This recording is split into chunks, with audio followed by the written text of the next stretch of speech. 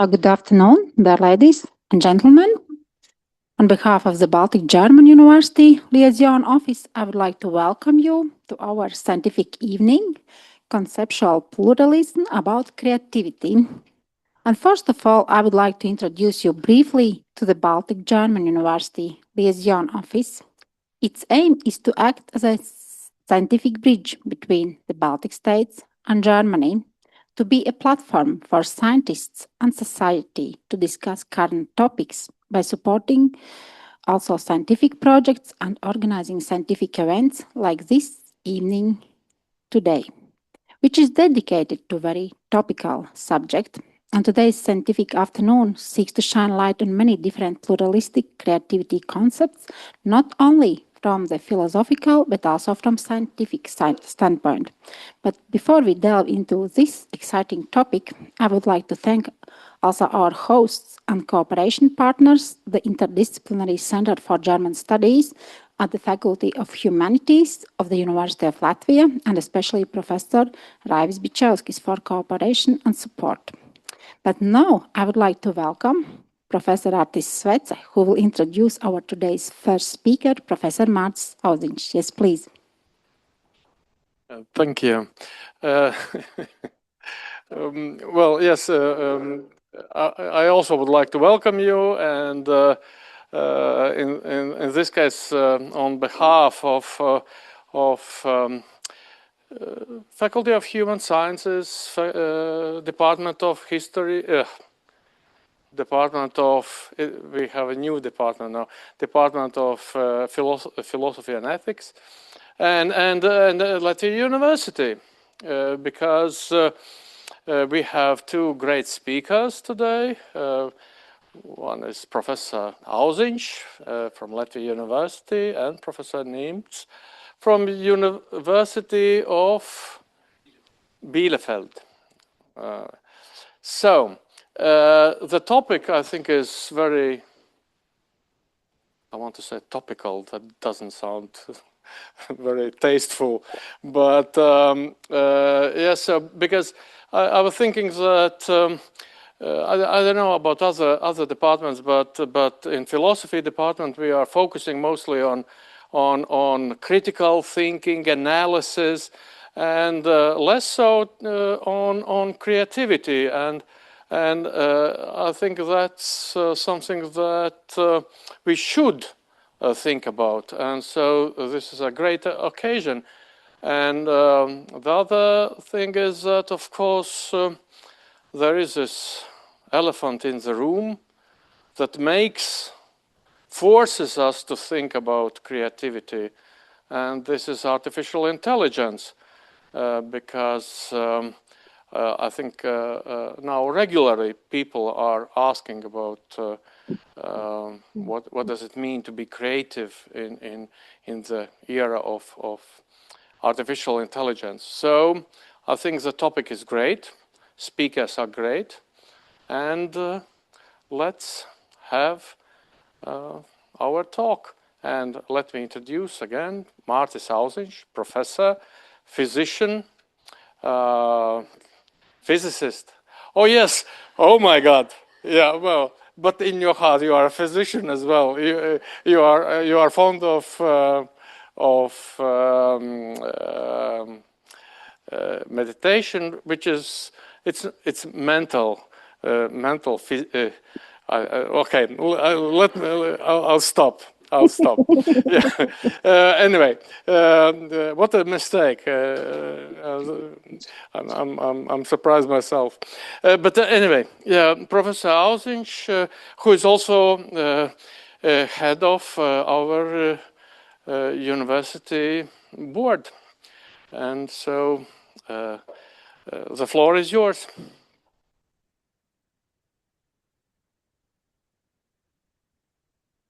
Thank you.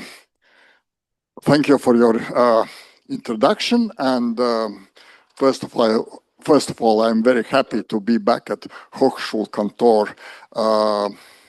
Many years ago, I used to be on the board of this organization, and then, at least at one occasion, was in the same capacity as I am today.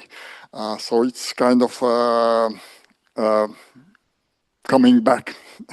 But okay, coming to topic of today's discussion, creativity.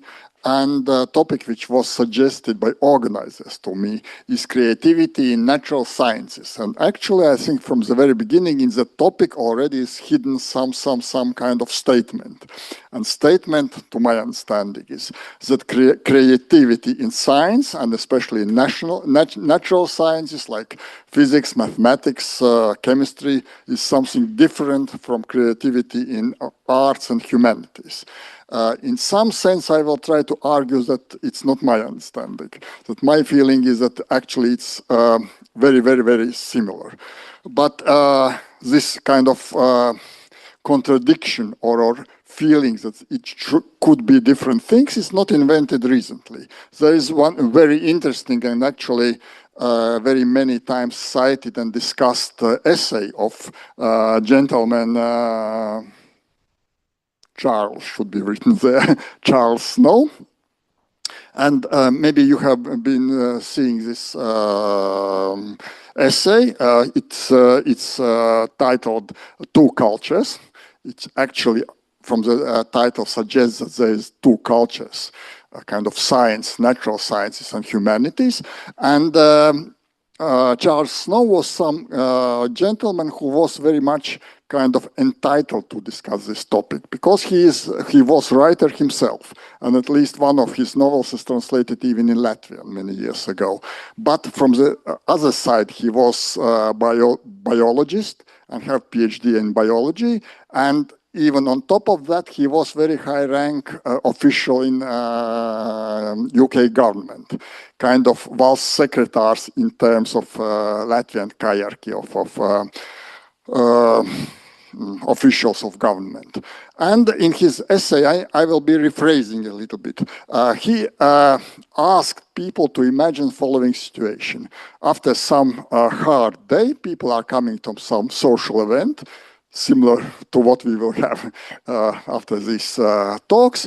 People are having glasses of wine and starting to discuss different topics. And he said, let's imagine there's one team of people gathered together, and one of the people in this discussion circle is telling, look, you are speaking about Shakespeare. Actually, I don't know who was this gentleman. I have heard here that he didn't write his poems himself, that there was some other guy who did that. I don't know anything about him anymore on top of that. And he said, imagine what will be the reaction. Probably these people disassembled immediately because it's not somebody with whom you would like to spend evening with a glass of wine. And he said, now imagine another team. And some of guys is saying, you are speaking with Albert Einstein. I don't know who this guy was. Only thing which I have heard about him that when he's getting socks from laundry, he just took 2 socks, not necessarily pair, because socks are just to keep your feet warm. I don't know anything about his physics. And Snow is saying that probably reaction will be absolutely different. Maybe people will be thinking, okay, this guy probably is very kind of spiritual. He's not dealing with kind of down-to-earth things like physics, laws of physics and things like that.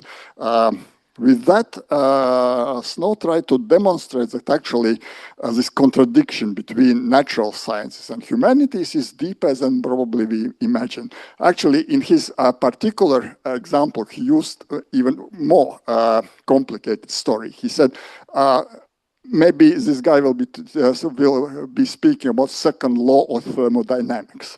And I will ask, who knows what is stated in second law of thermodynamics? Probably nobody knows. Even in the physics circle, if you are not dealing with that on your everyday base, you will not know what it is. Charles Snow claims that actually it's very basis of existence of humanity. And this is something which everybody, including people from arts and humanities, should know about. And that maybe it's not so kind of contradictory, these two fields. This is kind of my personal sentiment. While I was in high school, during Soviet time. And suddenly in the bookist bookshop, I bought this book, Physics as a Liberal Art, actually, which demonstrated that maybe hard sciences and physics and liberal arts, which is humanities more in like terms which is used more actively in the United States, that actually probably it's closer than you can imagine. And what I would like to claim that actually the society is based, or foundation of society is just two things. There's different stories about how Earth is organized, how society is organized, these 3 elephants on the back of tortoise, whatever. My claim is that there's two things which is kind of backbone of society altogether. First is hard sciences. And hard sciences actually are teaching high school kids, let's say, not particular laws of nature. If somebody after my lectures, or maybe after 3 years of my lectures, will not know what second law of thermodynamics is, I would say it's okay. It's not a big problem for me as a professor. Big problem for me as a professor if after graduating from physics class, you will not be learning think precisely. If I would like to scare people, I'm saying not just precisely, even mathematically precisely. And actually, science is meant to train people, to teach people these skills. And another point is, probably it's not so often, at least voiced in society, maybe even recognized in society, is that actually, at least this is my feeling, that emotions, actually in nowadays society, we fake emotions pretty often. You can disagree with me, but it's my feeling. That as often as we don't think clearly enough, we fake emotions as well. And if from humanities, from the kind of other foundation stone of society, if so this subjects, classes in humanities, we are learning second skill, and we are training second skill. Again, it sounds maybe a little bit counterintuitive that emotions can be trained, but it's my deep conviction that emotions can be trained. If we are training to be genuine, to be kind of truthful in our emotions, and if we are combining precise thinking with truth to be and being truthful in emotions, then probably I think that society will be a better place than maybe it's currently. And if we are keeping this in mind, I don't know how it's in Germany, but in Latvia, we are very often high school kids from the early stage, dividing into science classes and humanities classes. My feeling is that actually we are doing harm to our young kids. If I'm remembering my high school years, which was some time ago now, for me, it's always very hard to decide on which side I would like to be more. There was different situations and circumstances why I became a physicist. But equally well, I guess, looking backwards, it could happen that I could be on the other side, on the side of humanities. And if we, from early stage, deciding you will be in humanities, science is too hard for you, or opposite, why you bother with literature, philosophy, things like that, you will be doing calculations. So be trained in this part. I guess in both ways, it's very bad, I guess, for young people. But coming back to creativity, probably many of you from high school studies remember a story about about Isaac Newton, how he discovered law of gravity. And story goes that he was sitting under the apple tree, by the way, during epidemics in London. He was spending time in countryside, and the apple was falling, hitting him on the head, and he discovered law of gravity.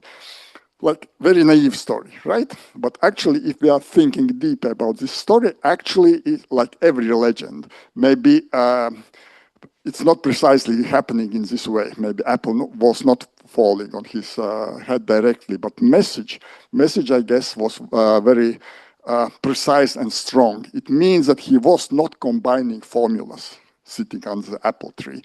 When my colleagues from Humanities sometimes, or we are discussing what theoretical physicist is doing, and for them, sometimes feeling is rather naive. They're saying you are taking formulas, rearranging formulas, combining them together, and then claiming Nobel Prize.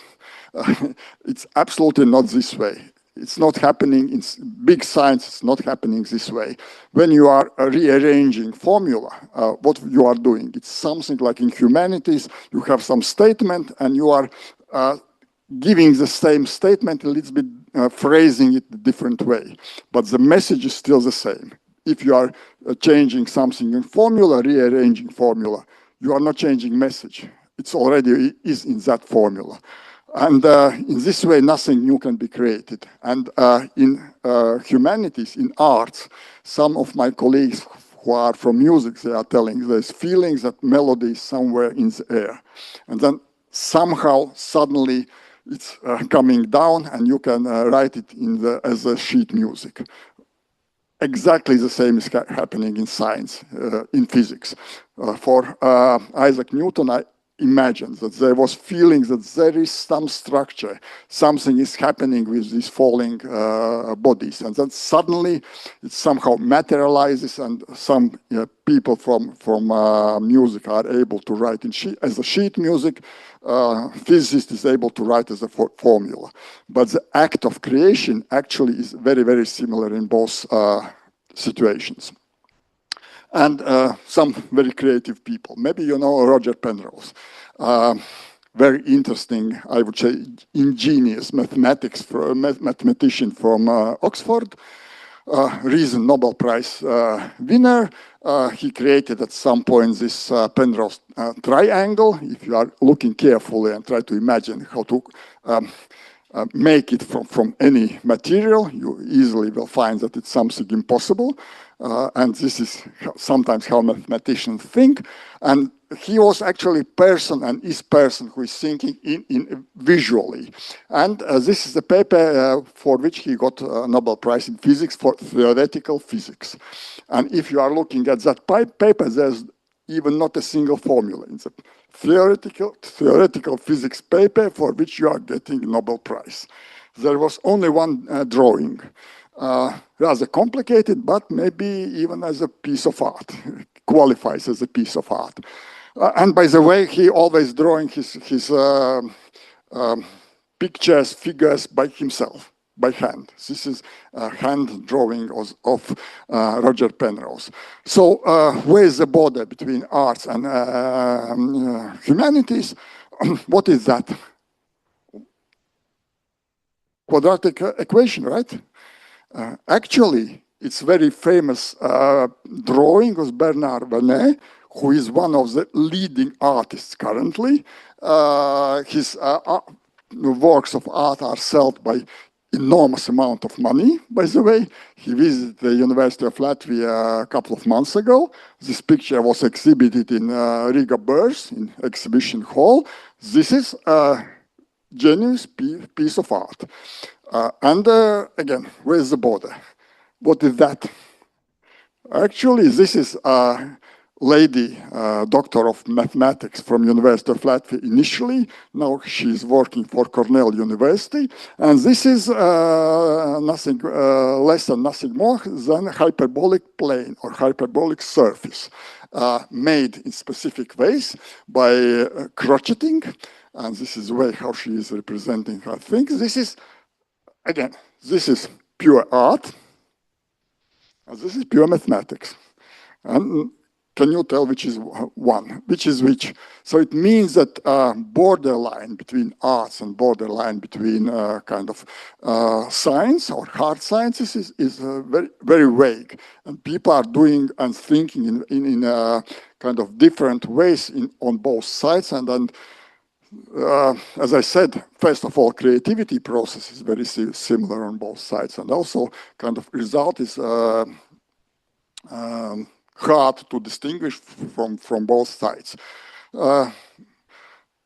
again, if we are putting this together, this is a microscope from 19th century. If you are looking at that, I don't know how clear you can see it. Actually, it's beautiful piece of art. And you can see many of these scientific instruments from 18th century, from the beginning of 19th century, which are made in this way. It again means that people who have been doing science at that time actually had very high demand for aesthetics and for kind of beautiful side of things which they have been working with and with which they have been creating science.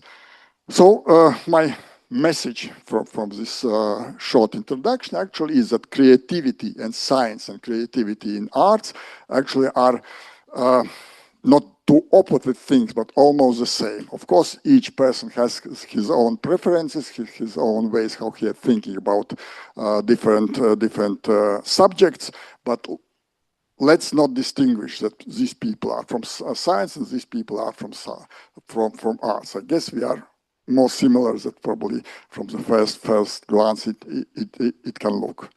Thank you. This is my short introduction.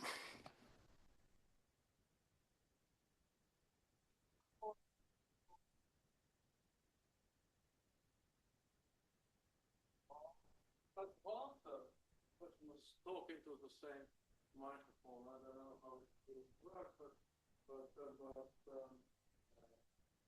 any questions?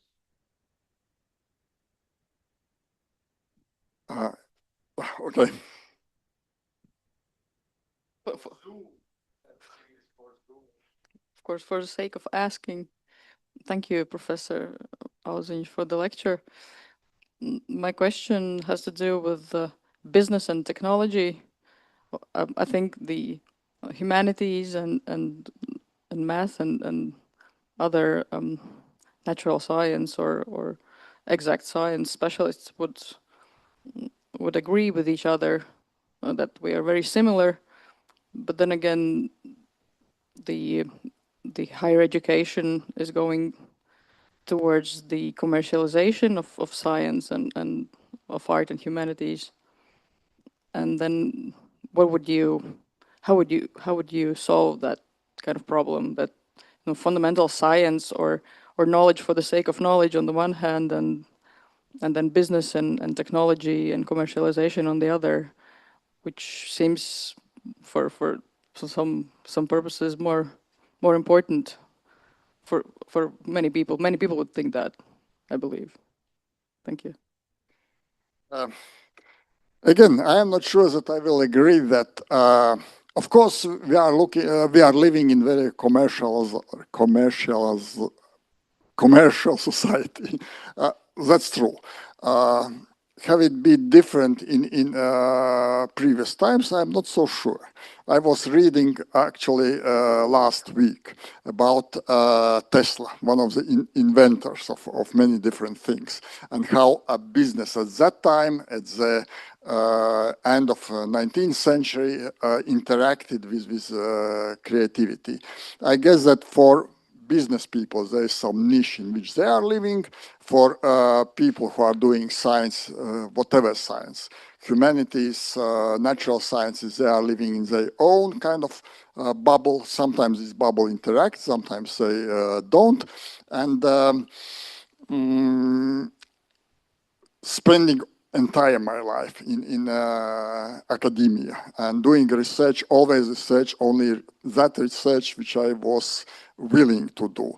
I never felt that somehow commerce is preventing me to do my science and things like that. And even more, if we are looking at this pragmatic side and academic side, I would say the following. I always did myself one particular thing. I'm always telling my children to do the same, and I'm telling my students to do the same. Please study and do whatever you really love to do. And but it's on the beginning of the statement, because if somebody, I don't know, your parents, the teachers are telling, please study law, they're having big salaries, or study IT. Don't study philosophy, because there's no advertisement that a philosopher is hired for a big salary. It's only partially true. And why it's only partially true? First of all, we know many very good philosophers in different parts of society in Latvia. But what I'm willing to tell, if you are doing what you really love to do, the chance that you will be number one in your field is very high. And number one in high demand always, even in fields which are not so kind of attractive for businesses. Number one philosopher will be always in high demand, and actually as a result he will not be billionaire like in business, but he will have a decent salary, I would say. And probably people from science, they are not aiming to be richest people on the town.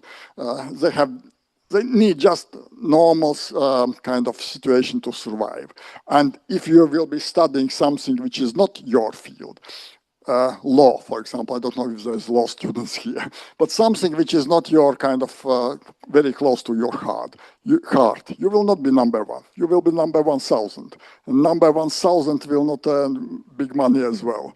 So even on, what I'm trying to say is that even on very pragmatic side, to do whatever you love, you really love, but invest in a lot of effort in that, you will be well off in life in general.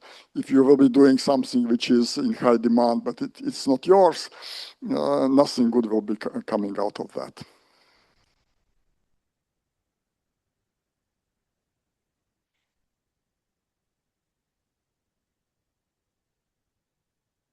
Thank you for your presentation.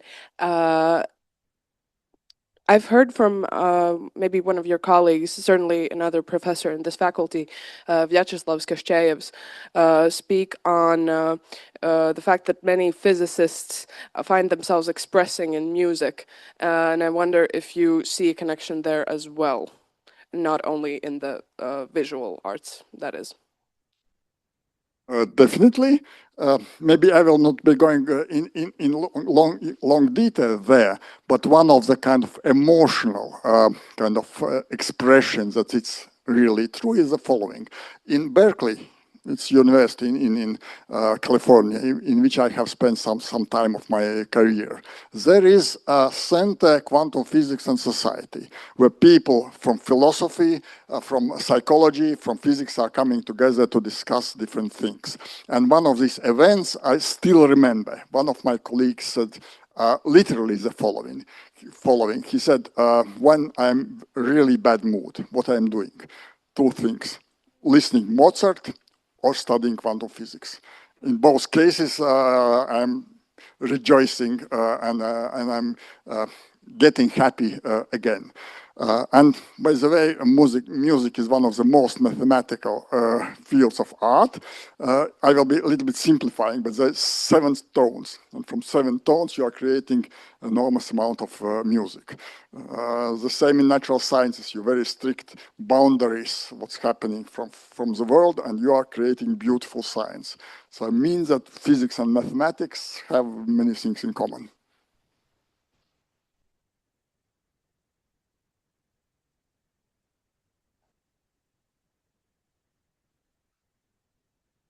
Of course, you are emphasizing this overlap or similarity of natural sciences and humanities in order to defend natural sciences and persuade us that it's creative. And actually, I'm not sure whether humanities people really doubt that. Maybe they have different kind of presuppositions that are wrong, but I doubt that this is the one. But I'm wondering, would you, how far you would accept this similarity? Because many would acknowledge that humanities can be ideological, constructed, historical, discourse-based. But when humanities people or social scientists are trying to talk about natural sciences as, for example, ideological, that it's terminology has certain kind of gender assumptions and so on, then quite often natural science people become nervous, at least. Not nervous, but how to say, yeah, sort of concerned and sometimes even offended. Maybe you're wrong, I don't know. So to what extent you would accept that natural sciences are also historical, discursive, and so on? Definitely are. Even maybe I will be looking at a little bit a different kind of angle. I remember one discussion about global warming or climate changes, which happened among physicists in Berkeley again. And one of my colleagues, by the way, Nobel laureate, at some point he was very skeptical that the global climate changes or warming coming from activities of humans, and at some point he changed his mind, and he is very, as Nobel laureate, he wrote an article for New York Times and used a term, "I have been converted." I was thinking that it's not caused by human activities, and now I'm converted. And you should see reaction at the Department of Physics. People said he's using a religious term. What's happening with him? It's kind of, I don't know, betrayal of community and things like that. This type of discussions happening about natural scientists all the way. And by the way, climate changes or global warming, which is not right term, I know, not politically correct term to use, currently is, if something is political, this is very political. Just to share one of my experiences, it was a number of years ago. There was a big meeting in Davos, you know these Davos meetings, and one of very high-ranking politicians in Latvia, I definitely will not mentioning the name, was prepared to give talk there. And they assembled scientists. I was asked to chair some committee to prepare a kind of position for this political talk. And we really spent, I don't know, months researching what's happening, what kind of evidence is for global climate changes. And then was briefing with this politician. And for me, it was cultural shock. I understood immediately that nobody is interested what scientists are thinking about that. Position was what will be comfortable position which this high-rank political forum. What Latvia position should take to look good in this kind of international community. Nobody was interested in what science is telling about that. And I guess that a lot of these debates in this field is going in this way. Yeah, by the way, just last statement, I'm sorry taking so long time. One of my really good colleague, Richard Mueller, from Berkeley. He wrote a very interesting book, which actually is bestseller. And title of the book is Physics for Future Presidents. An idea for him is just to demonstrate that politicians are taking decisions about subjects about which they don't know anything, like nuclear energy, global warming, I don't know, ozone hole, and many other subjects. And he tried in very popular way just to tell politicians what is subject about which they are taking kind of very important and decisions which will be influencing not only our generation, but generations in the future. So short answer, physics and science in general is in the middle of politics, whatever we think about that. Very much for your creative presentation. Thank you. And for your moderation, Mārcis Svece. And now we will continue with the guest lecture, Conceptual Pluralism about Creativity by Dr. Christian Nimtz. He is a professor of theoretical philosophy at Bielefeld University in Germany. He studied philosophy in Göttingen and Oxford and received his doctoral degree from Bielefeld in 2000.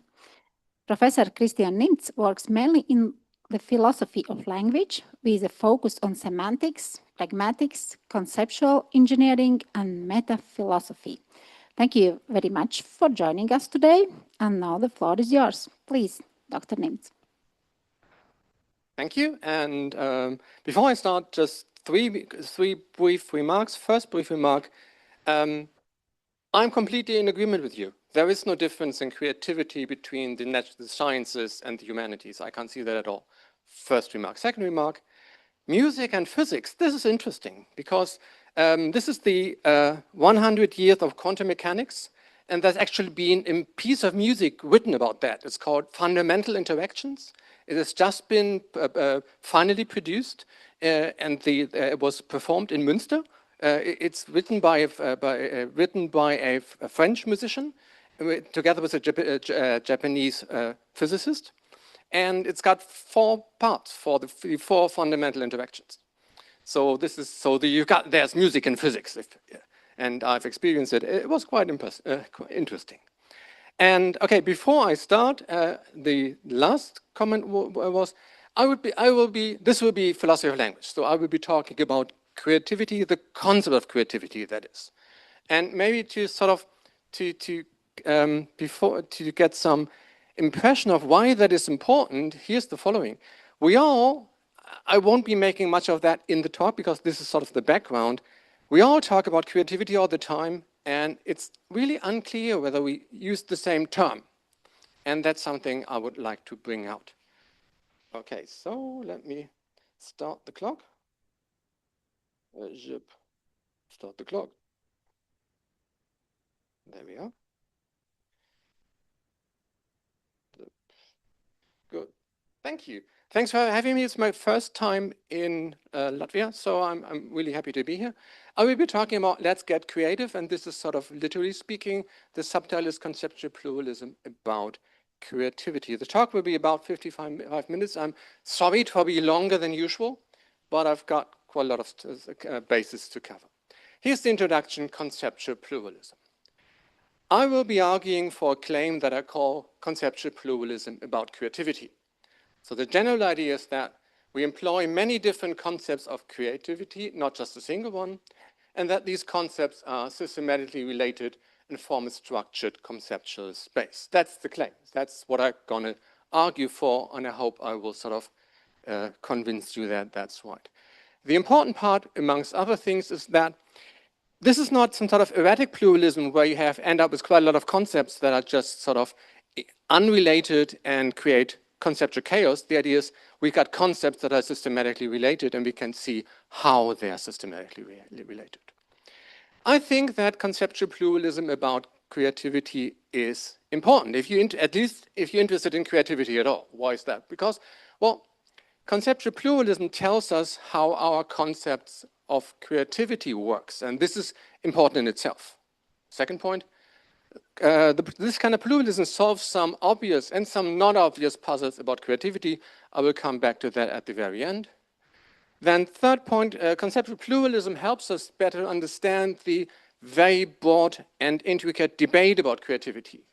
It explains why people disagree, why there are many ideas why many of the ideas that are on the market are in fact compatible, even though they look incompatible, and why intuitions are of limited value. And also, if we understand that there's conceptual pluralism at work, we find that anyone who's working on creativity has to sort of do some conceptual due diligence. He or she has to tell us what she means by the concepts she is using. Here's how I will argue. My case for conceptual pluralism will be a case from language. So I will argue from semantic variability to conceptual diversity. Here's the general idea. So the principle is the following. If we use the predicate, if we use a predicate F with different meanings, then we employ more than one concept of F. And I will argue that that's true for creativity, for creative. We do use the predicate creative with different meanings, and that shows that we employ more than one concept of creativity. So the move is from language to concepts. Here's a very classic example. For the phrase X is healthy, we find 2 very different conditions of applications. Either X is in a state of good health or X promotes a state of good health. These are different in meaning, and that means that we are dealing with 2 different concepts of health. Here's a more precise way, if you like that. I will assume that meanings differ if there's a systematic variation in non-contextual conditions of application, that is, in how reference is fixed, and not just in the property ascribed. So you need a difference in Kaplanian characters in order to get a difference in meaning. And what I will do over this talk is I will give 3 different reasons to believe that creative is actually a term that has got more than one meaning. And I will do so by drawing on 3 different linguistic mechanisms. At least I will hint at 3 different linguistic mechanisms. I call these thematic differentiation, scope change, and property-based variation. Don't worry, I will explain what these creatures are. And I will conclude that in the end we have got 3 very good reasons for conceptual pluralism about creativity. Okay, that's the plan. So let's begin with the first part. Oh, actually it's the second part, but the first was the introduction. The standard definition, agent creativity, and thematic differentiation. So here is the reason I want to give you. The reason is how we need to define creative differs for agents, for products, and for processes. And these 3 definitions come with 3 different concepts. The mechanism in the background is the mechanism I call thematic differentiation. The idea is that different subject matters or themes may come with different meanings for one and the same term. Okay. Good. So let's have a look at the standard definition of creativity. Yes, there is something like a standard definition of creativity. If you look at creativity studies, they all agree on something, and here's what they agree on. They agree on that creativity requires both originality and effectiveness. So the general idea that for something to be creative, it has to encompass both originality or effectiveness. This is something that the general field of creativity studies agrees upon. If you now look at, not at just the general understanding, but if you think about creative persons, then you have to vary that kind of in a definition of it, or the introduction of it. You have to say, and this is what Gaut says, there's a broad consensus that creativity is the capacity to produce things that are original and valuable. Again, you've got original and valuable here. This is not just the consensus in philosophy. Here is Anna Abraham, who is a psychologist. Here is, and she explains as follows: the ability to be creative was defined as the capacity to generate ideas or responses that are both original or novel, unusual, unique, and appropriate or fitting, meaningful, or adaptive. Of course, philosophers are prone to stress that creativity requires the a dimension of agency. This is something else that many philosophers agree on these days. Some acts is creative only if it's the non-accidental result of agency, and there's a way to spell that out. And the way to spell that out is, they're using a word for that, and the word is flair. It's a cool word. Here's what flair is. To have flair means to exhibit at least relevant purpose in not being purely accidental, some degree of understanding, not using merely mechanical search procedures, a degree of judgment in how to apply a rule, if the rule is involved, and an evaluative ability directed to the task at hand. If we combine that, we get something like the standard understanding of creativity within the current debate. Here's the understanding. X is creative if and only if X has the ability to produce objects that are original and valuable via a process exhibiting flair. The interesting thing, of course, is, just as a side remark, this is not confined to any kind of domain or area. So that is supposed to be a general account of creativity, of the concept of creativity, that applies just as well to the sciences as to the arts. Good. Of course, we're not done yet. It's not that that's the concept. Why is that? Well, that might be a really well-rounded and feasible explicit definition for agents, but I will try to argue that it doesn't fit projects, processes, and objects at all. So that's nice, but this just doesn't work for processes and objects. How so? Good. If we look at agents, we get the following. An agent A is creative if A has the ability to produce objects that are original and valuable via a process exhibiting flair. That is at least a feasible understanding. Let's try that for processes. A process is creative if P has the ability to produce objects that are original and valuable via a process exhibiting flair. That just doesn't work. So if you just apply that to processes, that doesn't work. And the same goes for objects. So an object O is creative if and only if O has the ability to produce objects that are original and valuable via process exhibiting flair. Again, an object is not creative in virtue of the fact that it instantiates the capacity to bring about objects that are and so on. Doesn't work. Okay, so what we find in the actual fact is that we need three different definitions. We need a separate definition for agents, for objects, and for processes. We've already seen the definition for agents. An agent A is creative if and only if A has the ability to produce objects that are original and valuable via process exhibiting flair. And here are the exact parallel definitions for objects and processes. A process is creative if the process is exercised by an agent and the process exhibits flair and the process brings about objects that are original and valuable. And an object is creative if and only if the object is original and valuable and the object has been produced by an agent via process exhibiting flair. Three different definitions. Okay, that gives us reasons to believe that we are dealing with three different concepts. We use the term creative with three different meanings.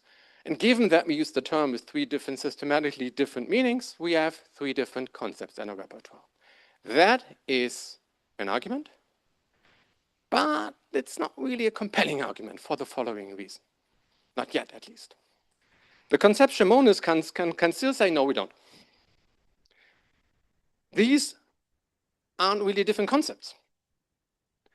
The clause agent creativity implicitly defines the other two. It doesn't explicitly, so we've seen that doesn't work. But it might still implicitly define the concepts of agent creativity and object creativity. That's, at least, is the idea by the monist. There's something right about that, and there's something wrong about that. Here's what's right about that. The clause agent creativity does indeed contain talk of objects and of processes. So in a way, it does implicitly define creative object and creative process in this way. So a creative object is thus defined as an object such as those as mentioned in the clause, and creative process, again, is just one of those processes characterized in agent creativity. That's so. That's what's right about that. Here's what's wrong about that. If we take the clause agent creativity and say, oh, this is what implicitly defines object creativity and process creativity, we actually say this definition specifies a role for objects and a role for processes, and whatever plays that role is a creative object, and whatever plays the other role is a creative process. But if that's what we're doing, then any creative object or process has to have all the properties mentioned in object and agent creativity. It has to play the whole complete role. There's no way around that. That's what you get from an implicit definition. So we exclusively get maximally strong concepts, as I will explain in a minute. We do not get any weaker concepts, and as we will see, that's problematic. What do I mean by strong and weak concepts? Here's a very simple way to account for that. That's the clause of object creativity I just gave you 5 minutes ago, roughly. That clause contains 4 conditions. An object is creative if it's original, valuable, has been produced by an agent, and via some process exhibiting flair. Here's a weaker concept of object creativity. The point is that we can get this concept via implicit definition from agent creativity. We cannot get the other, any weaker concept from an implicit definition via agent creativity.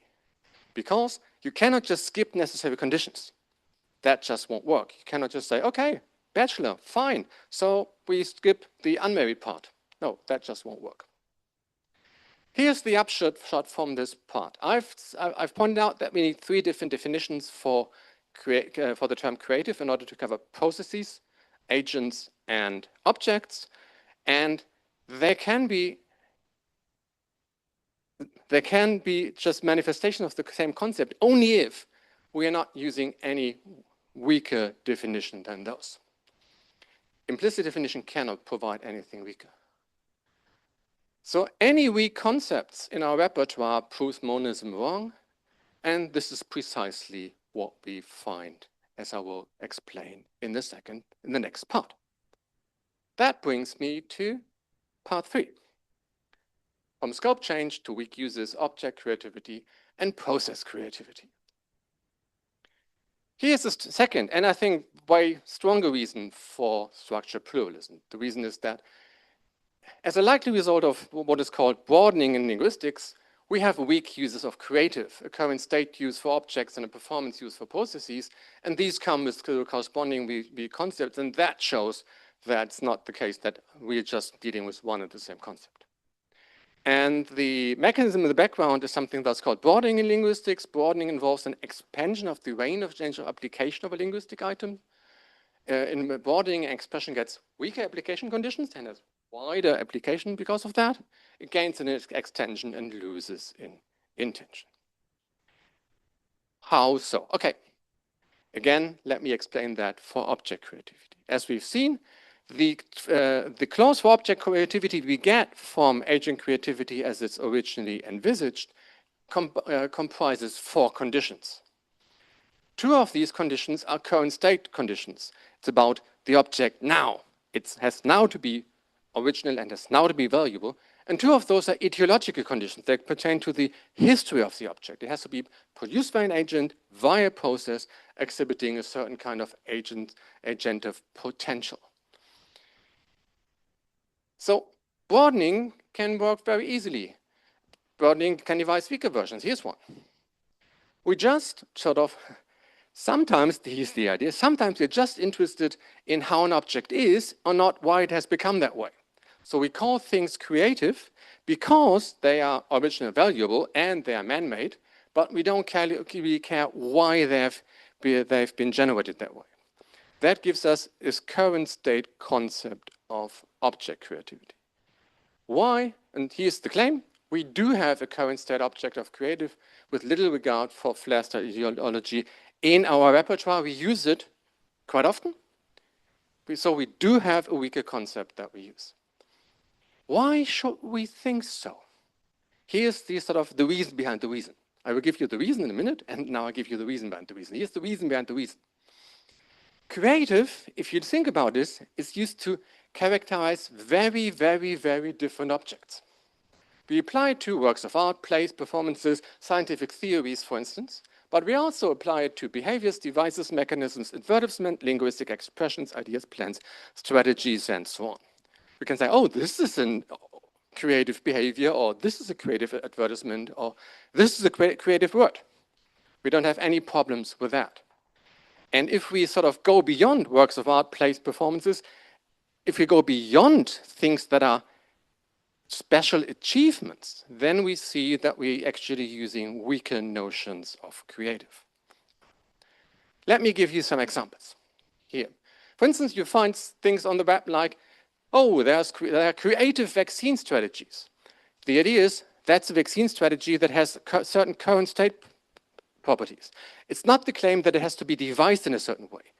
A creative vaccine strategy might have been devised by a committee using a statistical algorithm, a very boring one, a non-creative one. Or think about creative gadgets, making your life easier. If you got a creative gadget, the creative gadget has certain properties. It's original and valuable. Have any aspirations to the fact that it has been devised in a certain way? Yeah. No, we don't. We're just characterizing the respective gadget. The same holds true for certain kind of, holds especially true in a certain kind of domain, in the domain of words. Here are some creative words. I hope you know them. Virtue signaling, aura farming, and pond. 3 very creative words. These words are original, valuable, and they're man-made. We class them as creative. But when we do, this is really a current state use. We do not commit to any kind of specific etiology they having come about by someone really doing all the flair stuff that I've been talking about. We don't care for we don't care much for their etiology at all. Why is that? Well, we know the following. Words can be the product of a hard work, hard, intensive, lengthy, creative work, if you like. And identifying a word as original and valuable can also be a creative act. But many, many words arise without any kind of flair. They can arise without any purpose of creation, generated by accidents of speech production or understanding, grounded in misunderstandings or mistranslations, and are devised in a mechanical fashion with no proper judgment at all. So we know that there's just no guarantee that a word that we call creative has a certain kind of history. And that's the reason for me, I think it's a strong reason to believe that we do have a weaker use of creative as applied to objects, but we use I've dubbed the current state use. Okay, that much for objects. Let's look at processes. Here again, we have the interesting thing we've got a pretty, the notion of process creativity we get from agent creativity is really, really strong. It's not really apparent at first sight, but it is. P is creative if and only if process P is exercised by an agent, and P exhibits flair, and P brings about objects that are original and valuable. Why is that maximally strong? Because, well, it's got a built-in success condition, meaning the assumption here is that any creative process actually generates original and valuable objects. If you've got a process that doesn't do that, it's not a creative process by that kind of definition. This is implausible, and I would give you a better reason for that. I will claim that we do have a different use, a weaker use of creative, a performance use. That use does not presuppose success. It attributes a certain kind of the having of intrinsic properties to a process, but not of success. Let me give you an example. There is Paul McCartney, 1964. And there you've got the process of him composing and generating this song Yesterday. Yes, Yesterday was published in 1965, I know. But it has been written in 1964. At least this is what McCartney claims. So if we're taking the strong version, process creativity, that commits us to the claim that what defines a creative process, and that's what defines McCartney's creative process, is partly the fact that it was successful. So we're looking at the whole thing from there, including the eventual success. But quite often we don't, I claim. Quite often we just have a performance notion of process creativity where what defines a creative process is just the having of certain intrinsic properties. So we're just looking at that, and we're not looking at the result. So we're not presupposing that there has been something created that actually was valuable and original. Why should we think so? Well, here's a very simple argument a very simple argument.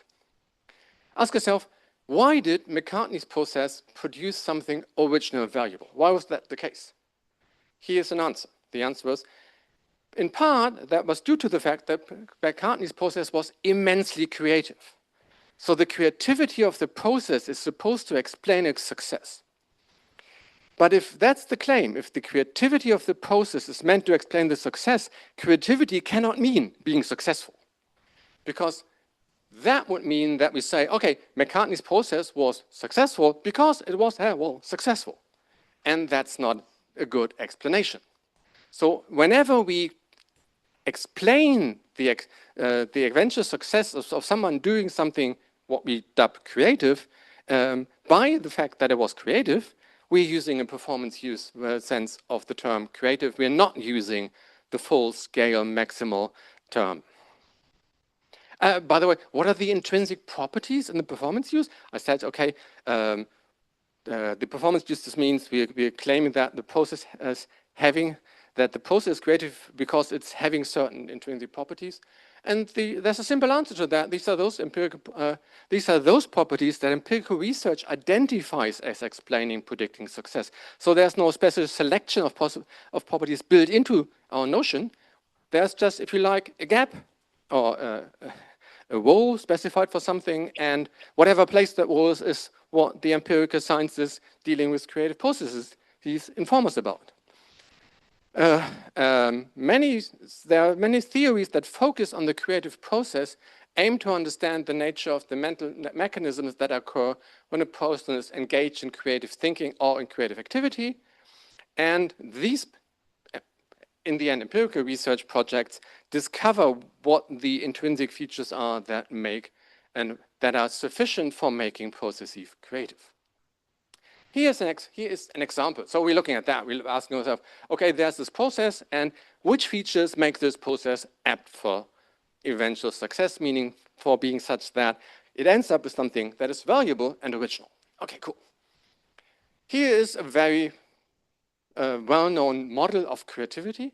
The psychologists always talk about models of creativity, modeling the creative process, and you have to translate that, and here's, I think, what they're doing.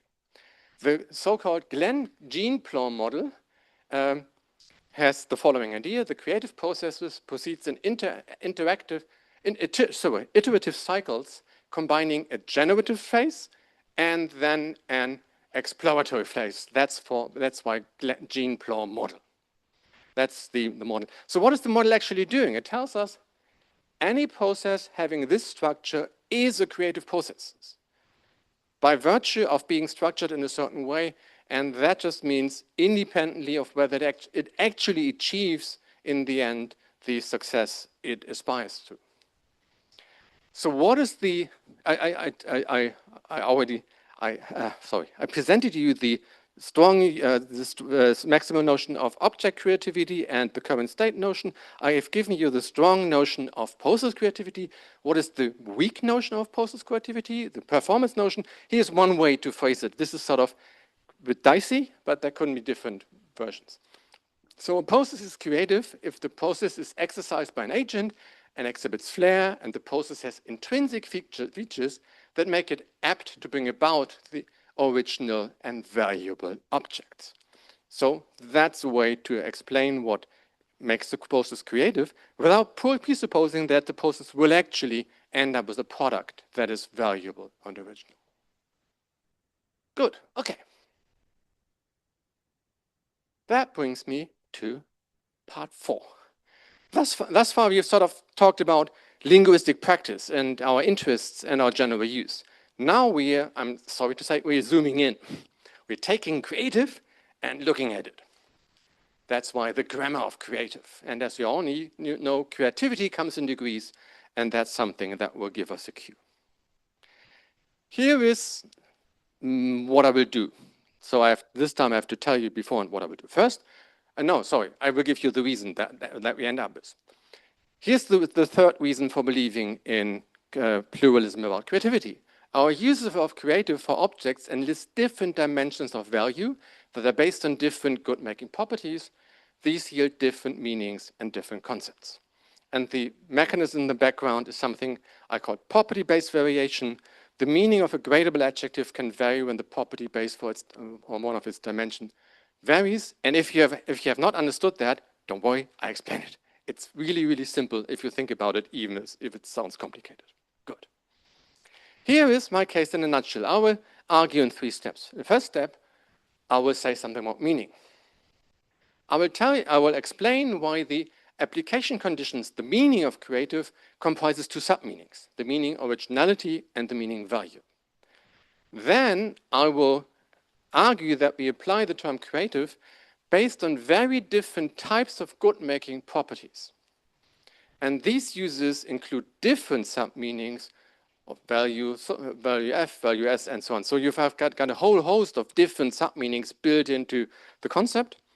And I will argue that that kind of variability is not just context dependent, what it could be, but actually, if you like, proper polysemy. So you got proper variations in meanings across uses of creative in this way. Good. Let's begin with meaning. Creative is an adjective. It's a gradable adjective. And that puts it in the same class as adjectives such as tall, efficient, polite, tasty, rich, funny, and so on. Great. You can test that. You can, whenever you get a comparative or you get a superlative, as you can say as creative as funnier than, and so on, works the same on all these. Very funny, extensively funny, exceedingly funny, and the same goes for creative. So you got the same class of term. But creative is also a multi-dimensional adjective. Its meaning includes the two varying dimensions of originality and value.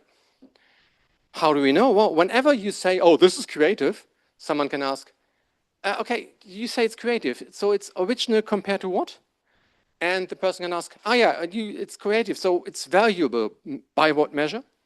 So you got two different dimensions of meaning built into the term.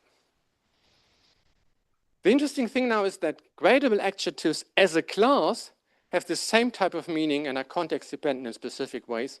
And if we exploit that, we can see that we're dealing with very many different concepts of creativity. Okay, good. Here are examples from a complete, here are three different gradable adjectives with sentences. Luca is taller than Franz, Luca is more efficient than Franz, and Luca is more creative than Franz. The interesting question now is, what are we actually claiming here? So what is the claim that you make when you say, oh, Luca is taller than Franz? This is not quite simple, not quite easy. Well, this is to a certain extent really simple, but spelling the idea out is a bit complicated. The standard way that linguistics looks at gradable adjectives is, okay, we're dealing with degrees here, and with degrees of having a property. So what you claim is that when you say that Luca is taller than Franz, you claim that the extent to which Luca has the property of height is greater than the extent to which Franz has the property of height. So you can have certain properties in certain degrees, and the extents might vary. And the same works for efficient. So the extent to which Luca has the property of efficiency is greater than the extent to which Franz has the property of efficiency. And by virtue of belonging to the same class, you can do the same for creative. The extent to which Luca has the property of creativity is greater than the extent to which Franz has the property of creativity. So that means that the meanings of gradable adjectives involves degrees. That is, it involves extents to which one can have a certain property. That doesn't only work for certain properties. Sort of pregnant doesn't work that way, as you all know. But greater, taller, and rich, tall, and handsome work that way. Quite evidently. What current linguistic theory is now doing, and that is sort of on the intersection between linguistics and philosophy, is it has converted this idea that you can have degrees of properties, have properties to a certain degree, into semantics, and the semantic into the systematic theory of meaning. And the idea here is that let's use something that's called a measure function. A measure function gives for an object the degree to which it has a property. So the measure function height gives for an object the degree of height. So if you take me and put it me in for the x, what you get is the degree to which I have the property of height. And the same works for efficiency. The efficiency of something is the degree to which so the measure function of efficiency gives you the degree to something to which something is efficient, and the measure function creativity gives you the degree to something to which something is creative. Very important point. This really sounds like we are assuming that we have nice numerical outputs that can do all the work that numbers usually can do for us. That is not the assumption. The assumption is not that degrees are inherently numerical. Maybe you are familiar with the way that utility works in decision theory and practical philosophy. This is the same here, basically. We're not for the aficionados, we're not dealing with a ratio scale, we are dealing with an interval scale. And when you're dealing with scales of that kind, you've got differences in quantity, but you don't have sort of interesting numerical values. You've got that for my height. I'm, let's say, 1.77 meters. So you got nice number. This is really informative about me, but there's no such number for my creativity. and there are reasons for that that has something to do with scale structures and quantities. Okay. The idea now is that what's the meaning of efficiency or of height or of creative? And the answer is, or tall, the answer is the meaning of one of these terms just is the measure function. What you contribute to the meaning of a sentence by including a word such as tall just is the respective measure function putting out degrees. So the meaning of tall is height, the measure function of height. The meaning of efficient is the measure function of efficiency, and the meaning of creative is the measure function of creativity. Well, we have to be careful here because there is no such thing as the measure function of creativity, of course, because we've already learned that it's a multidimensional adjective. So we're talking about the meaning of creativity is the measure function that sort of combines, in a way, the measure function of originality and as a sub-meaning, and the measure function of value as a sub-meaning in a different respect. That might sound complicated, but let's apply that. This is really easy to something like, what does it mean to claim that Luca is taller than Franz? Well, what are the truth conditions? It's just that the height of Luca exceeds the height of Franz. That means the measure function height applied to Luca gives a degree, and that degree is larger than the degree when we're looking at Franz. By the way, that's false, as you all know. And the same for Luca is more creative than Franz. You have the same only if you got a complicated measure function. You got a complicated meaning. You had the meaning, originality, combined with the value of Luca. The degree here exceeds the degree of originality and value when it comes to Franz. Okay, good. This is how basically the general idea works. In the background, this is sort of standard degree semantics for adjectives. If that's how things work, we already get one clear aspect of context dependence. In actual facts, Franz is taller than Luca, and that's true in all contexts. Now, is Franz tall? Well, yeah, interesting question. Is that just the property of tallness? The answer is no. The idea is that the sentence Franz is tall is true if his degree of tallness or if his degree of height exceeds the threshold that we set for a certain context. So Franz is tall, that's true if the height of Franz exceeds the threshold that is operative in the context we are dealing with here. So if you're talking about basketball players, then yeah, well, Franz might. Oh, if you're talking about me and basketball players, it's clearly that. Oh, yeah, no, I'm not tall if you use that standard. But if we're talking about, oh, let's say jockeys, I might qualify. That should work fine. The same, by the way, goes for creativity. There as well, we have a contextual threshold that might vary, and that might also already explain certain kind of phenomena we have when we're talking about creativity of things, and we are changing the context. Okay, good. So what we've seen? Thus far I've talked about meaning. I've tried to explain that the meaning of a term like tall or a term like creative is a complex measure function, as I called it, just a complex thingy that gives the degree to which someone or something has the property in question. Now we have to talk very briefly about value, but mind you, my argument is not premised on any kind of theory of value. Let me emphasize that. I'm not needing any kind of theory of value in order to get the argument off the ground. We don't judge objects valuable as such. We don't say, oh, yeah, well, this is valuable. And you ask why? And it says, it just is. That's just not the case. We judge things valuable because they have certain properties. Let's call these properties good-making properties. So we say, oh, this is valuable. Why? Well, you can write on it. I just pointed out a good-making property for this object. This is really important. By the way, this works for not only for practical things, but also for works of art. You got the Demoiselle d'Avignon by Picasso. You can ask, why is this valuable? Why is this a valuable piece of art? And the answer to that, of course, depends on the properties the painting has. If it changes its properties, it might well lose its value. So something we have to keep in mind is that the sub-meaning value has its job. It assigns degrees of values to objects, but it does so on the basis of good-making properties. So it's not just that you've got an object or objects, and these are mapped or onto values. No, you've got an object that is mapped via their objects. They are mapped via their properties into values, and these intervening properties are really, really important, as I will explain now. Cool. Okay, use. I've talked about meaning. I've tried to explain how the term creative works in general. You know, value, value, originality, and stuff like that. Here's an interesting observation. When we, in our use of creative, we assign value for very different reasons.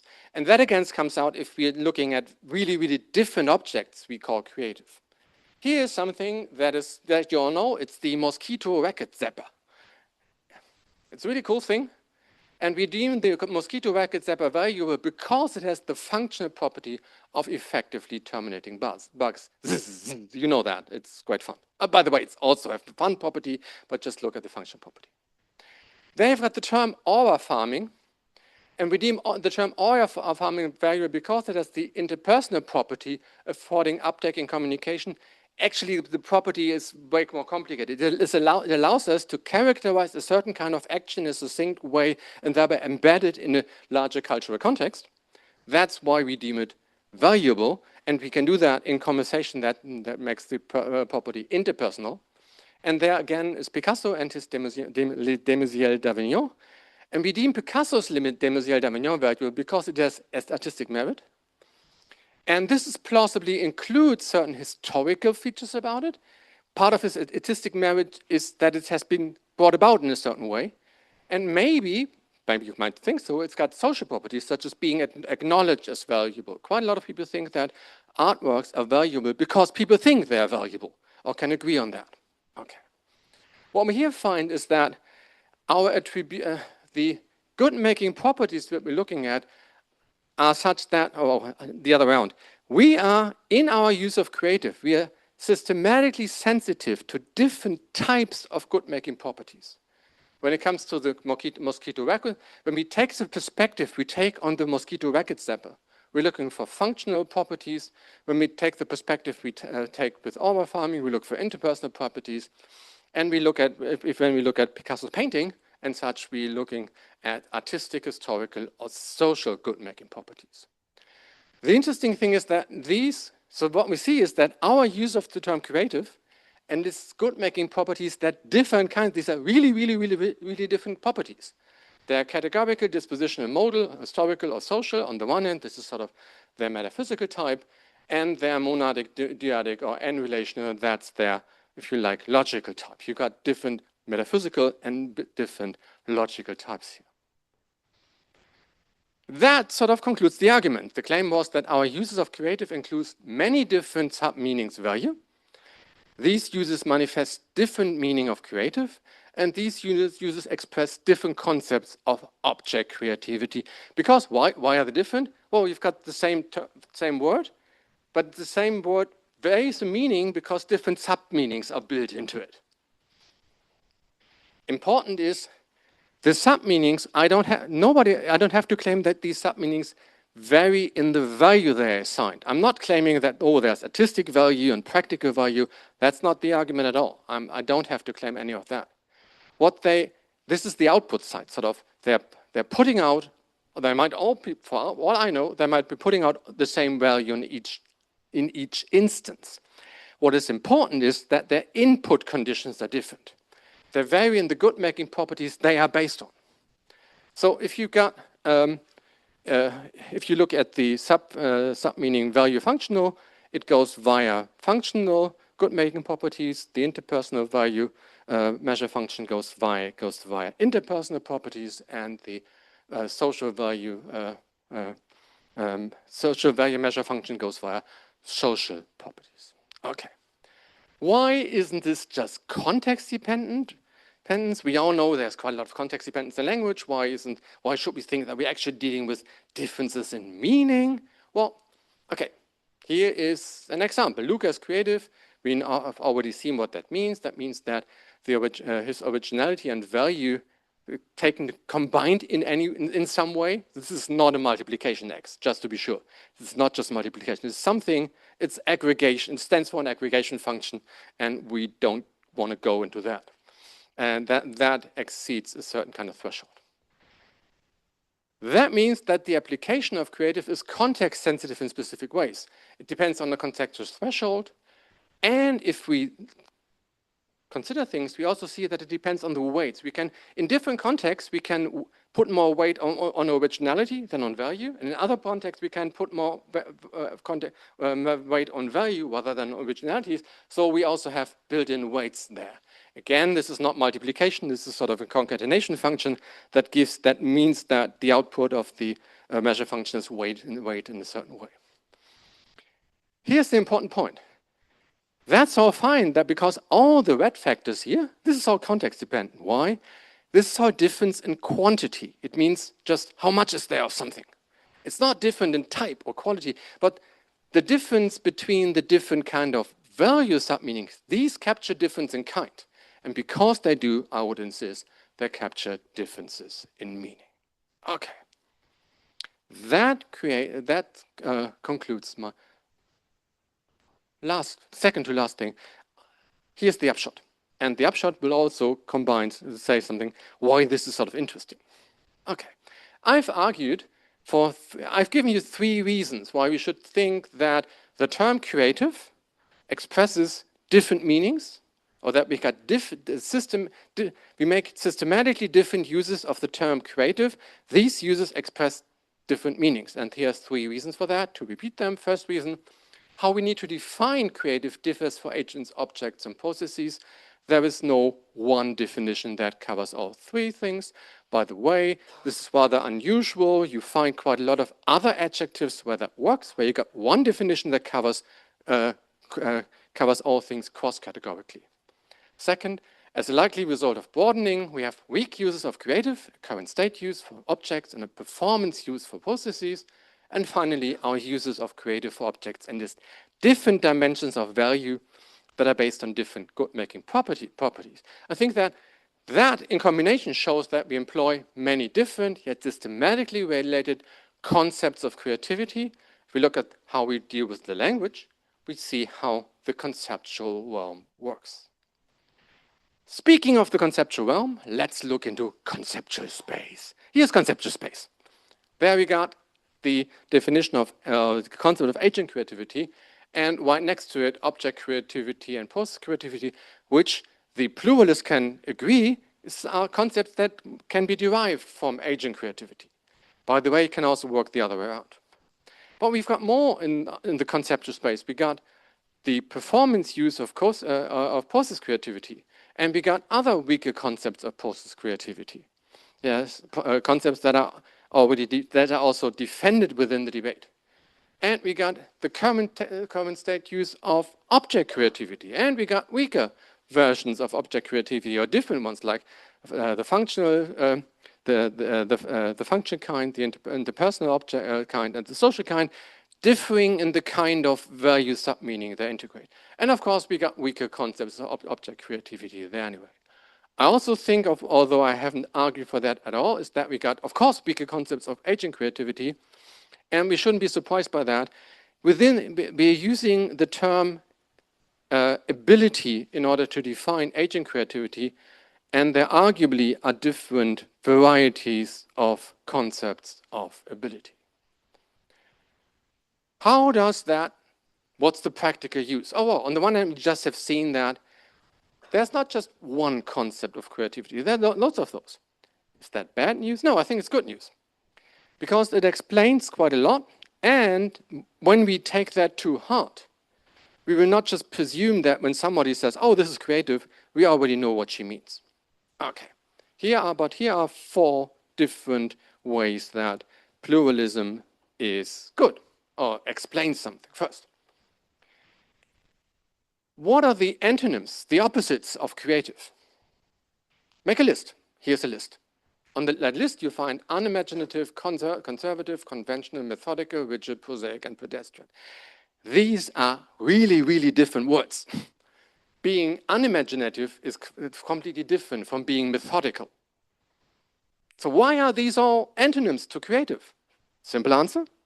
Well, they're antonyms to different concepts of creativity and the concepts I have distinguished. And they are specifically antonyms to process concepts, object concepts, and agent concepts.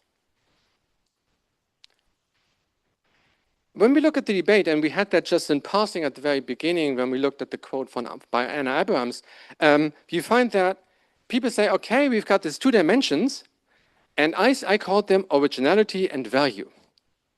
Nothing much hinges on these terms. By the way, you can rephrase everything I've said in terms of value in terms of a more neutral evaluative category like utility, if you like. No problem at all. But the interesting thing is that if you look at the literature, people using very, very different terms. They don't just talk of value, they talk of effectiveness, usefulness, fit, appropriateness, utility, adaptivity, and value. Why is that okay? And nobody, by the way, nobody cares. Somebody says, oh, you're talking about appropriateness, but that can't be right. It has to be value. Why isn't that a problem? The answer is, what we find here is that people who are using a certain kind of concept of creativity are actually acutely aware of the kind of value sub-meaning they employ. And that value sub-meaning can be expressed by effectiveness, usefulness, fit, appropriateness, utility, or adaptivity. They're just different flavors of value sub-meanings, and since these can vary, shouldn't be surprising that we have different kinds to bring that out in language. Third point, why do many theorists think that creativity is obviously a social category? You find that all along. Okay, this can only be creative. Something can only be creative if it's acknowledged as such by a certain kind of community. Why would you think that way? Why just think of our mosquito racket zapper? Do we need the approval of a committee to know that it's creative? No, we don't. It's original and valuable and it works fine. So this makes it creative, whether somebody thinks so or not. So why is that? Why do some people think that it's obvious that creativity is a social dimension, not just in the way that it's sort of realized in society, but also conceptually? The answer is, we've seen that within creativity, we have different value sub-meanings. And these different value sub-meanings are sensitive to very different good-making properties. Some of these sub-meanings are sensitive to historical good-making properties.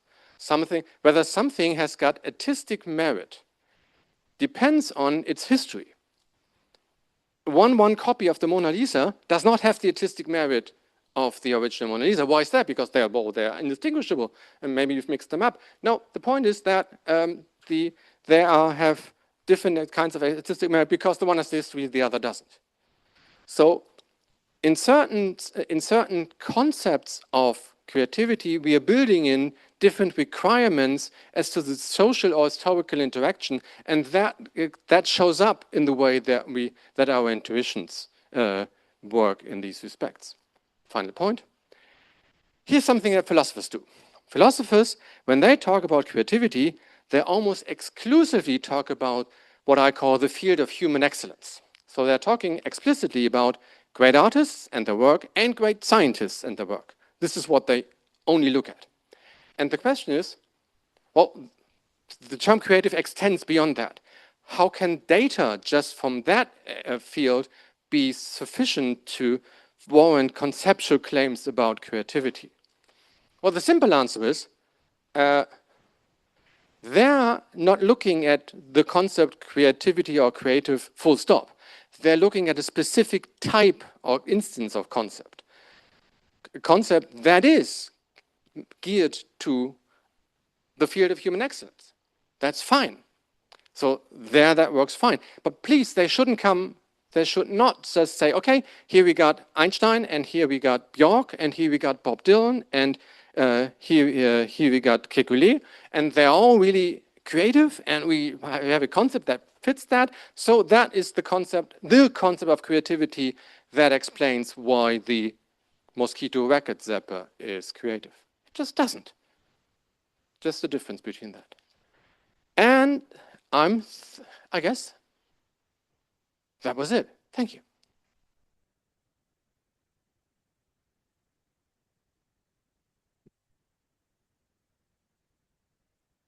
Thank you very much for your very explanatory guest lecture, Professor Nimtz. And now, if you have any questions, feel free to ask now. Use the microphone for that. Also, for those attending our event online, you can write us in chat or switch on the microphone now. Yes, please. Thank you. That was really illuminating. I was thinking about the history of philosophy, some recent, or closer to contemporary philosophy. I was thinking about Wittgenstein and philosophical investigations. But then, of course, for my own purposes, I was, of course, remembering Aristotle's Metaphysics Delta, where we have a list of different philosophical concepts like nature and whole and mutilated and false and so on.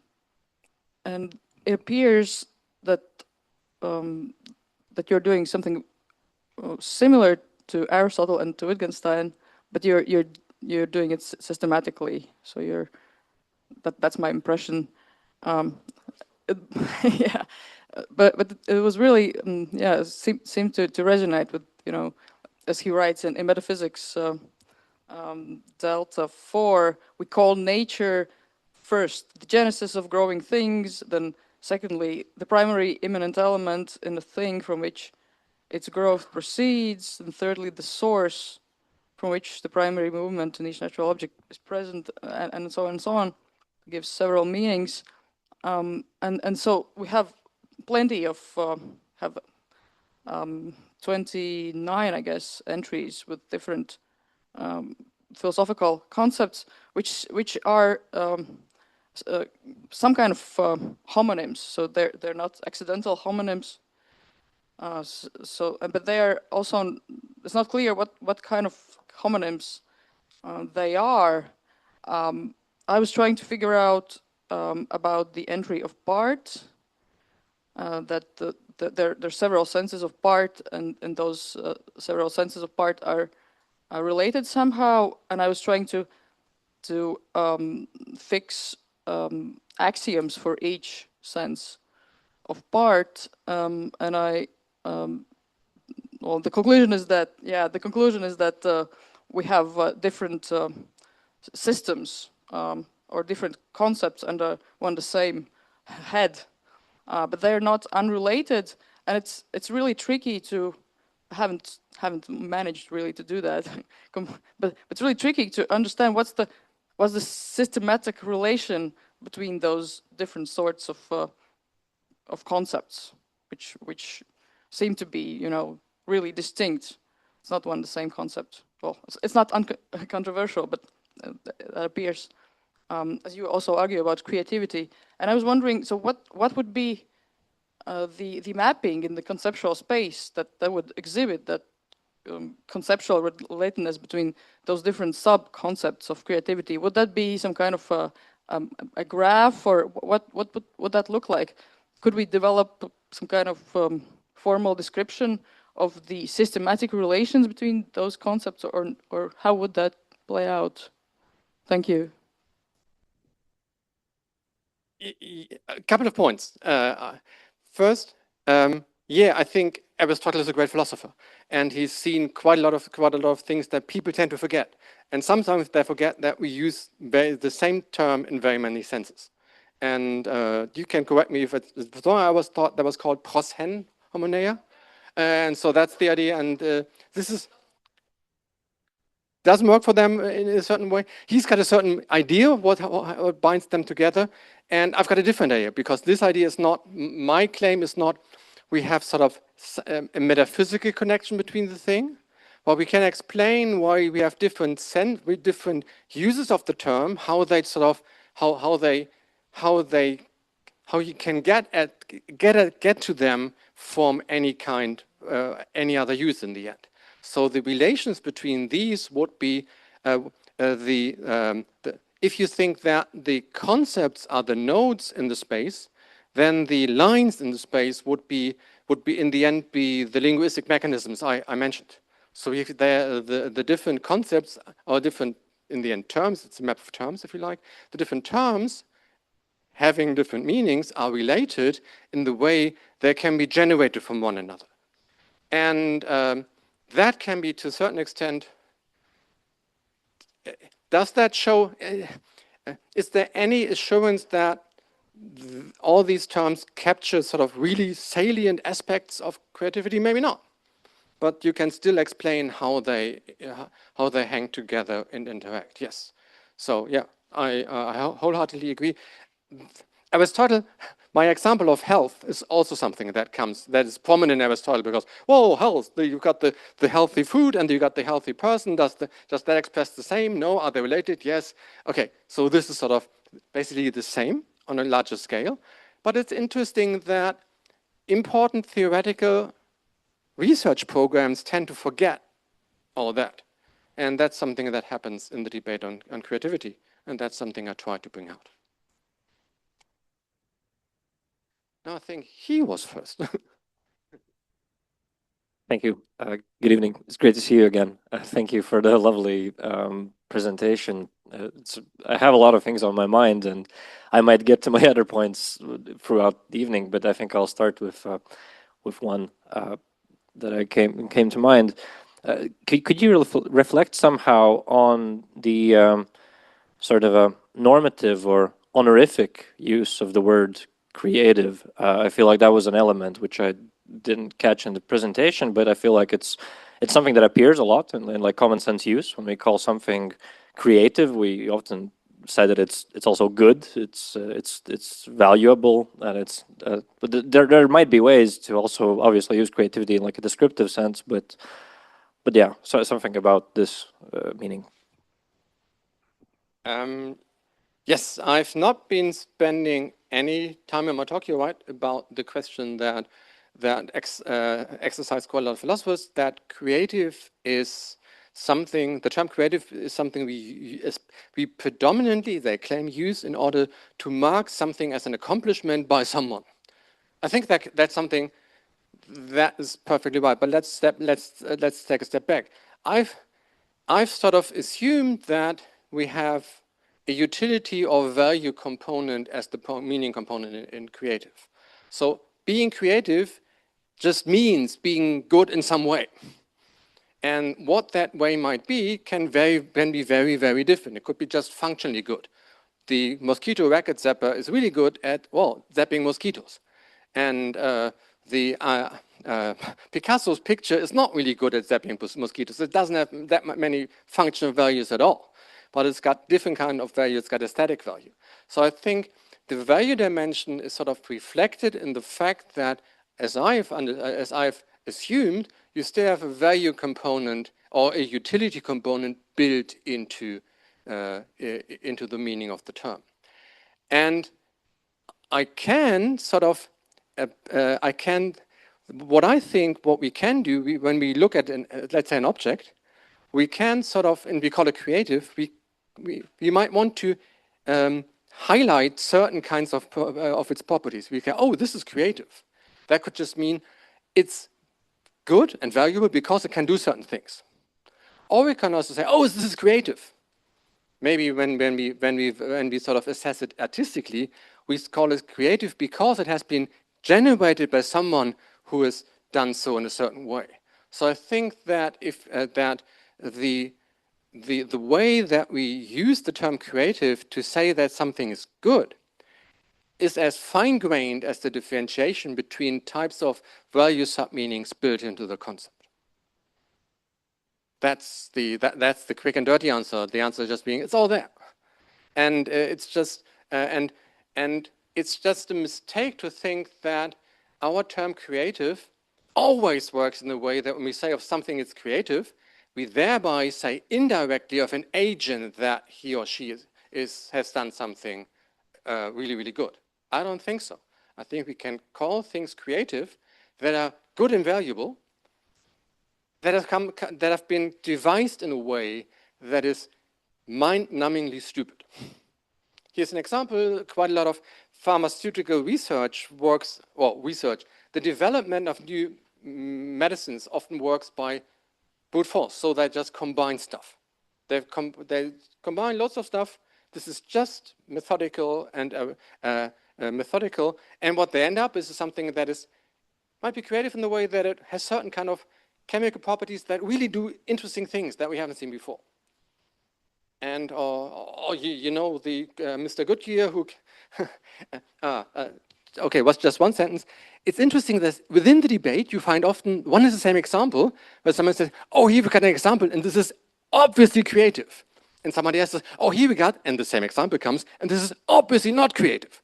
So that was this guy Goodyear. You might know his name from the wheels company. So they're making tires from the tire company. And Mr. Goodyear came up with a chemical procedure called as volcanization. And some people say, "Oh, this is really creative," because, well, volcanization brings about tires that they're good and original and variable. And some people say, "Oh, this can't be creative because the way he invented that was just by pure combination." I think he checked 10,000 different combinations till he ended up with something that worked. This is methodical. This is not creative in the process, a certain kind of process sense. Yeah, again, one of these examples.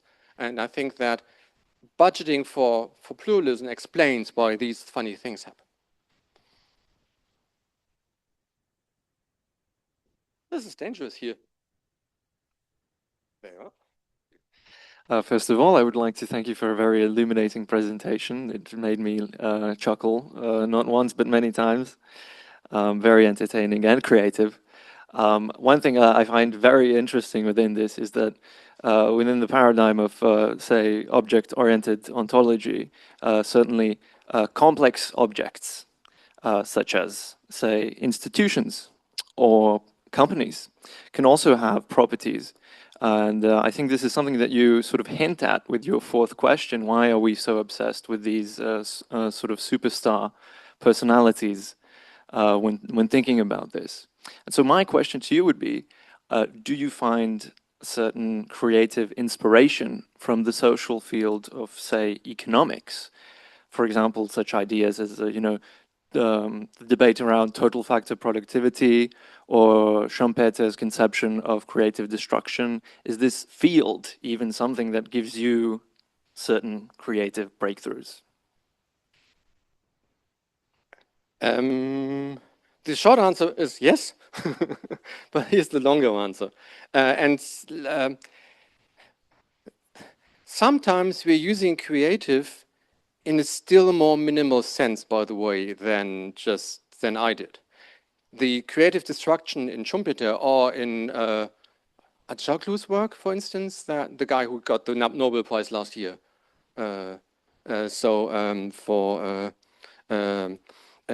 Where creative destruction plays a specific role in the general institutional theory of why nations prosper or not. And there the creative just means it brings about something. It's something new, maybe just new and valuable stuff like that. So it's a really thin use of creative in creative destruction.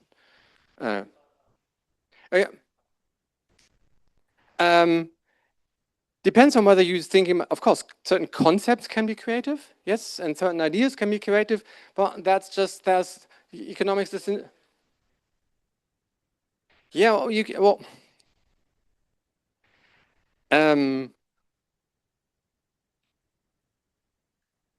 Okay. So there are two different dimensions here. I'm interested in the concept of creativity. So I'm not, if we just step away from the concept of creativity, there's an interesting question. The question is sort of, is it good to have more people who are creative? Is that actually good for your company? Or is that bad? And I still have to look at research on that because it's really complicated.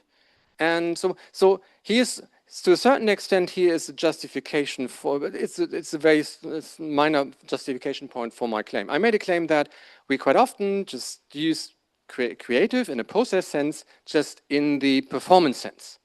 So we're looking for and if you convert that into talk about person, we want to look about persons who can sort of manage creative processes.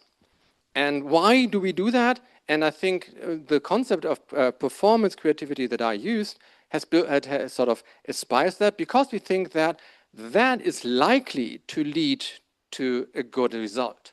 So we have the assumption, we have sort of, in certain kinds of circumstances, we have the assumption that being creative raises the probability of coming up with something that is new and valuable.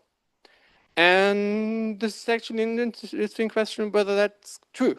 And it's an interesting question whether what this this is an empirical question, what the precise amount of or number of creative people is you need in order to do something. Mind you, there might be companies that try to do stuff where it's just a bad idea that everyone is creative. Maybe it would be good to have people who are not creative and just do the methodological groundwork or the technical groundwork in a certain way. But that actually is an empirical matter. I have not been speaking to that. Of course, as I said, you raised the third point. I wanted briefly to say something on that. As I said, we use the term creative not just for works in arts and performances and scientific theories and competition. We also use it for ideas and advertisements and behaviors and dances and all that stuff. And of course, we use it for economic ideas. So economics is not special in that respect at all.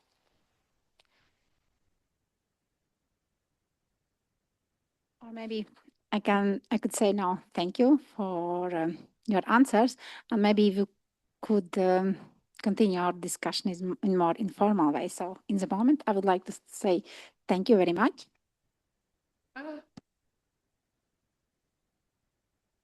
And also thank you very much for your moderation. And now I invite you all to continue discussions, ask your questions in more informal way with some glass of wine or coffee. Thank you for your attention and have a nice evening.